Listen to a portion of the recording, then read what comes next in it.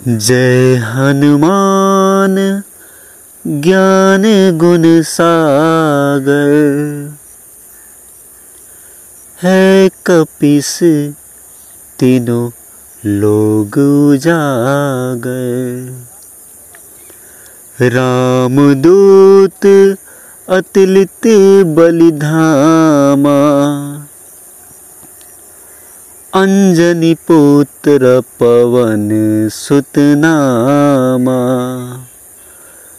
महावीर विक्रम बजरंगी, सुमिर सुमिर पवन के संगी। राम लखाए सीता मन बसिया, अंजनी पुत्र पवन सुत रसिया। जय जय जय गुरुदेव गोसाई, कृपा करहु गुरुदेव की नाई। हेलो दोस्तों, नमस्कार, अस्सलाम वालेकुम। मेरा नाम अब्दुल अंसारी है। मैंने अभी तक जो भी साधना बतलाया, जो भी मंत्र आयत वजीफ़ा बतलाया, अगर किसी भाई को मेरे आयतों को लेकर, मंत्र को लेकर उसे बुरा लगता है तो मैं उससे माफ़ी चाहता हूँ। पर असल बात तो ये है कि जो साधना करते हैं, अमल करते हैं, उनके अंदर देव लोग, पितृ लोग, काल लोग, महाकाल लोग, जितने भी अनगिनत ब्रह्मांड है इस शरीर के अंदर आते हैं और किस वक्त उनकी क्या मौज हो जाती है दुनिया को बतला के चले जाते हैं। हनुमान जी एक ऐसे गुरु भक्त हैं जो प्रेम को मिलाने में सदा सहायक रहते हैं।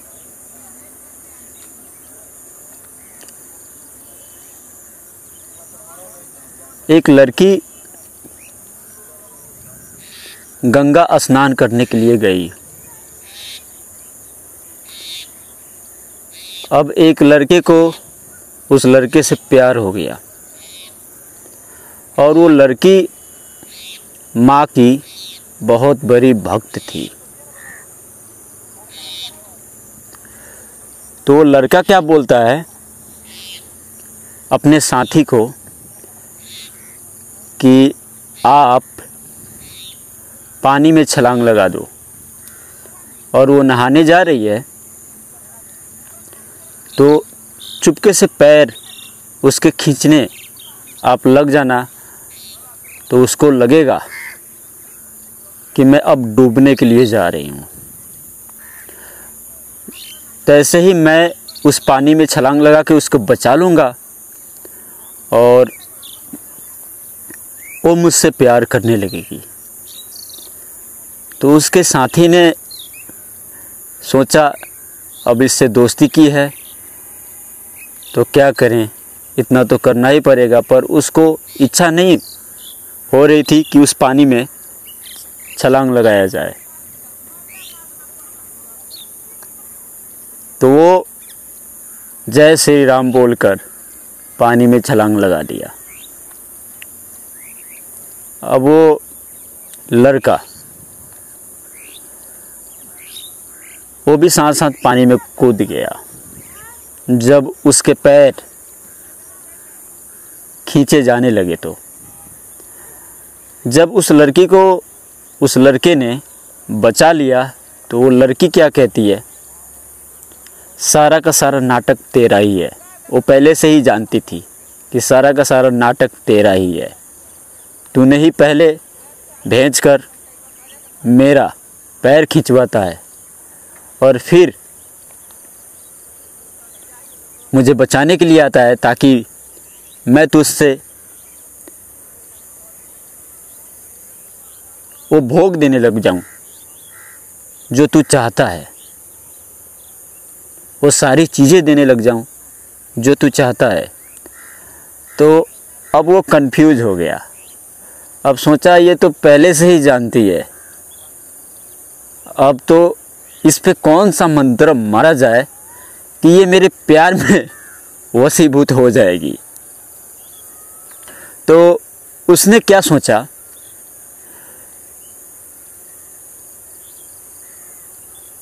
कि चलो हनुमान जी का सहारा लिया जाए। तो फिर अपने साथी को क्या बोलता है, अब तू हनुमान जी बन जा। अब हनुमान जी बनने के लिए वो तो तैयार नहीं हो रहा था, पर उसके कहने पे सोचा कि चलो इससे दोस्ती की है तो हनुमान भी बन के तैयार होना पड़ेगा। अब वो खुद इंसान हनुमान बन के तैयार हो गया। अब जहाँ पे वो सोई थी वहाँ पे धूप अगरबत्ती पूरा का पूरा धुआं धुआं कर दिया और एक ऊंचे आवाज़ों में बोलता है कि पुत्री, मैं हनुमान हूँ, मैं तुम्हारे पास एक भक्ति लेकर आया हूँ और वो भी भक्ति प्रेम की भक्ति है। तो सपने से वो उठ गई। उठ के क्या बोलती है कि आप तो हनुमान जी हो, आप साक्षात मुझे नजर आ रहे हो, ये कैसे हो सकता है, मैं कोई सपना तो नहीं देख रही हूँ। तो वो क्या बोलते हैं, नहीं तू सपना नहीं देख रही है पुत्री, मैं ये कहने के लिए सिर्फ आया हूँ कि कल हनुमान मंदिर के पास एक सफ़ेद कपड़े वाला तुम्हें नज़र आएगा, उसे देखना। तो उसे देखते ही उसके चरणों पे गिर जाना, वही तेरा पति होगा। इतना कह के अब वो बोलती है अपनी आंखें बंद करो। हनुमान जी बोलते हैं अपनी आंखें बंद करो। तो भगवान को अगर देखना हो तो सबसे पहले आंखों को बंद किया जाता है और उनके आवाज़ को सुनना है तो कानों को बंद किया जाता है। जैसे उसने आंख बंद किया वैसे वो गायब। तो सुबह में हनुमान मंदिर के पास में वो गई तो अनगिनत वहाँ पे सफ़ेद कपड़े वाले मिले और फिर वो कंफ्यूज हो गया कि हो गया, अब तो यहाँ कितने सारे के सारे सफ़ेद पोस्ट फ़कीर खड़े हैं, अब इसमें असली मेरा पति कौन सा है। तो इसी तरीके से हनुमान जी और सीता, रावण, लंका की कहानी है। हम दीपावली क्यों मनाते हैं? एक जीत की खुशी में कि चलो जीत हुई है। कुछ समय तक ये जीत हमारी रहेगी, पर ये मृत्यु लोग है। यहाँ पे संविधान कब सरस्वती बदल दे कोई ठीक नहीं है। और सरस्वती के पास में हर वक्त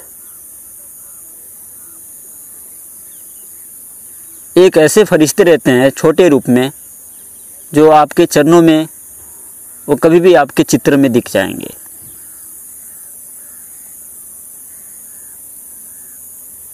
तो जो मैं आज साधना, जो मैं मंत्र आज बतलाने वाला हूँ, ये त्रिपुर इंद्राणी साधना है। अगर आप इसे करना चाहें तो कर सकते हैं। मैं ये सब चीज़ें इसलिए बतला देता हूँ क्योंकि मुझे भी कोई तंत्र ही गुरु आगे बढ़ाने में मेरी सहायता उन्होंने किया था। और तंत्र से बेशक आप अगर जाना चाहें मोक्ष के दरवाजे तक तो जा सकते हैं, और फिर आप आना चाहें इस निरंजन भगवान के लोक में तो आ सकते हैं। इसीलिए तो गोरखनाथ जी ने कहा अलख निरंजन।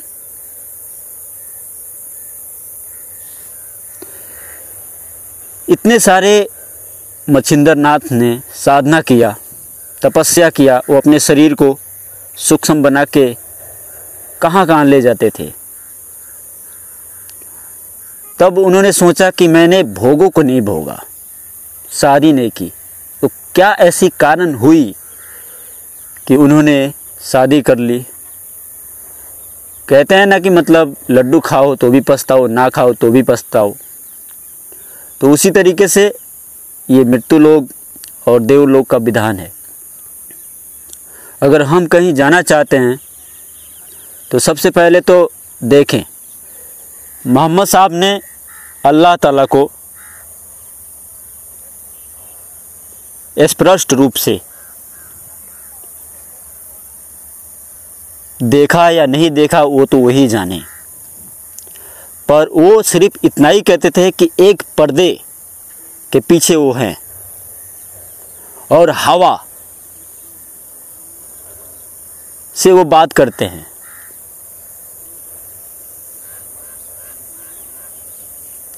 तो चलिए मैं आपको वो मंत्र बतलाता हूँ, ध्यानपूर्वक सुन लीजिए। ये ऐसी साधना है कि आप 56 भोगों को भी खाकर इस साधना को करना चाहें तो कर सकते हैं, पर इतना ध्यान रहे किसी बुजुर्ग, किसी माया को अपने सामने खड़ा किया जाता है तो उनके आदर सत्कार के लिए पहले कुछ ना कुछ रखा जाता है ताकि वो आएं तो कम से कम उनको खाने को कुछ मिल सके। पेट ही सबसे बड़ा काल है और कुछ नहीं। तो मेरी बातों को समझ ही गए होंगे।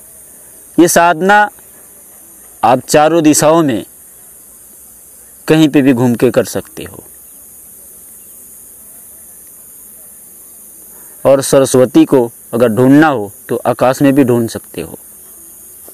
आपकी सोच जहाँ तक जाएगी वहाँ तक वो है, इतना समझ लो आप। ये ऐसी साधना है त्रिपुर सुंदरी साधना। तो ये साधना इस तरीके से है, जिस तरीके से मैं मंत्र बतला रहा हूँ इस तरीके से आपको जाप करनी है। और सफलता ना मिली तो किसी गुरु को आप हाथ पकड़ लें, वो विधि विधान इसका बतला देगा कि किस तरीके से मंत्र जाप करना चाहिए, अंतरात्मा में या बोलकर या गुनगुना के या गा के, वो बतला देंगे।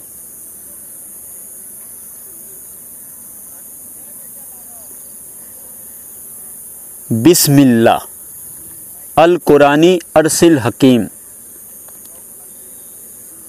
इंग पिंग त्रिंग एम श्रिंग गुरु इंद्रानी त्रिपुर सुंदरी टिंग। यही मंत्र है।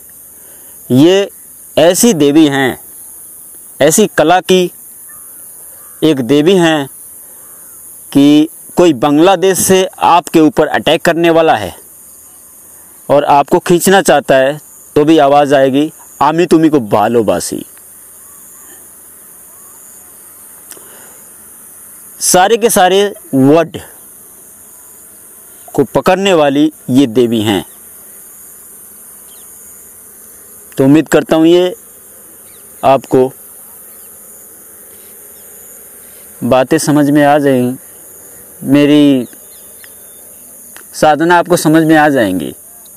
ना समझ में आए तो अपने वेद शास्त्रों को आप उल्टा के देख लें। इस शरीर को चलाने वाला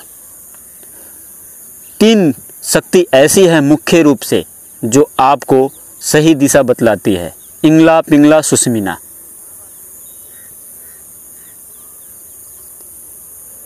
तो इंग, पिंग, त्रिंग, एम, श्रिंग, यहाँ सफेदी है। श्रिंग। एक समय था कि सची अनसुईया ने ब्रह्मा विष्णु को छोटा छोटा बच्चा बना दिया था। एक समय था कि राम जी ने अपने पत्नी को अग्नि में डालकर परीक्षा ले लिया था। तो ऐसी कौन सी कला है जो हम आग में भी जल के जिंदा रहते हैं, मिट्टी में जाने से भी हम हवाओं बन के बहते हैं। बदबू तो आती है, तो हवा बन के क्यों बदबू में फैल जाते हैं? सबके नाकों में लगती है। मोहम्मद साहब खुशबू के इतने बड़े दीवाने थे कि खुशबू हमेशा लगाया करते थे वो। तो चलिए मैं चलता हूँ, फिर मिलता हूँ नेक्स्ट वीडियो के साथ। जय गुरुदेव।